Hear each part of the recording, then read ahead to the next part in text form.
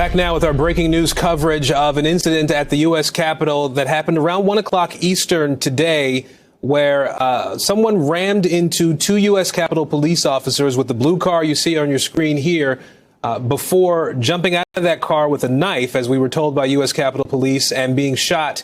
That person died as a result of their injuries, and one of the two Capitol Police officers who were hit with the car has also died, we understand, at this point.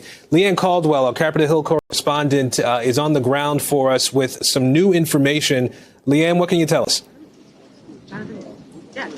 Hey, Aaron. That's right. There is some breaking news, and they have now identified the person, the suspect, who crashed their car into the Capitol. Our colleagues Pete Williams, Tom Winter, and Jonathan Dines say that law enforcement officials briefed on the investigation say the person is Noah Green, is his name, and he is a 25-year-old male from Indiana. Of course, we also know that he was killed today after he crashed his car into that metal car barrier. He got out wielding a knife, and the chief police, the Capitol Police Chief Pittman, said that he had lunged toward officers, and that is when shots were fired, and that is how he was killed. So the suspect has now been identified as a 25-year-old from Indiana, and so that is some very new news that we have in this horrible situation, Aaron.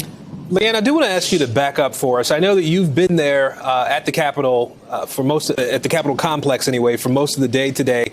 And this, for us, started with your notice that there had been a notice sent out to folks who are normally in the building there. Set the scene for us from 1 o'clock-ish this afternoon from where you were in the Capitol complex. That's right, Aaron. I was here today, and actually at about 12:50, I had walked past this very exact spot to get to our camera location in the Russell Rotunda. And I was actually going on television with our colleague on our sister network, MSNBC, with Chuck Todd on his show. And right before, it was about 1:03, there was a announcement through the loudspeakers for all staff and all people who are in the office that they are on lockdown because of an exterior situation that they were not naming. Shortly after, we heard the sirens come.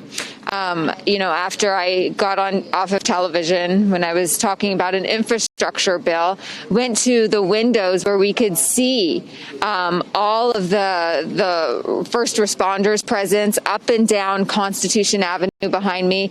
A helicopter came and landed on the east front of the Capitol. There's a green lawn there that separates the Capitol from the Supreme Court and the Library of Congress. To give our viewers a little bit of understanding of where we are, a helicopter landed there.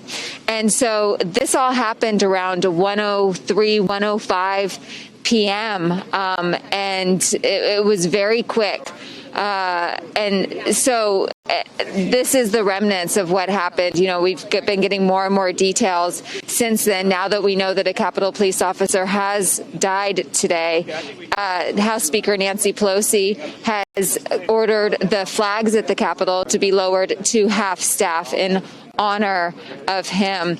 But I want to also say that things have been so much different around here as far as security is concerned after January 6th, and that is one of the reasons why this is also so heightened. Of course, the loss of life is critical at any moment, but this comes on the heels of a very horrible day, this insurrection on January 6th, where a Capitol Police officer, Brian Sicknick, had died, where two police officers after that had taken their lives because of it. And the Capitol Police have just had such a tough time. They have been working so hard, so many long hours to keep up with the security demands. I talk to Capitol Police a lot coming in and out of the building. I've gotten to know some of them. And right after January 6th, they were working 18-hour days, 6 days a week. That has slowly been decreased, but they're still on 12-hour shifts, 6 days a week. They hardly get any time off.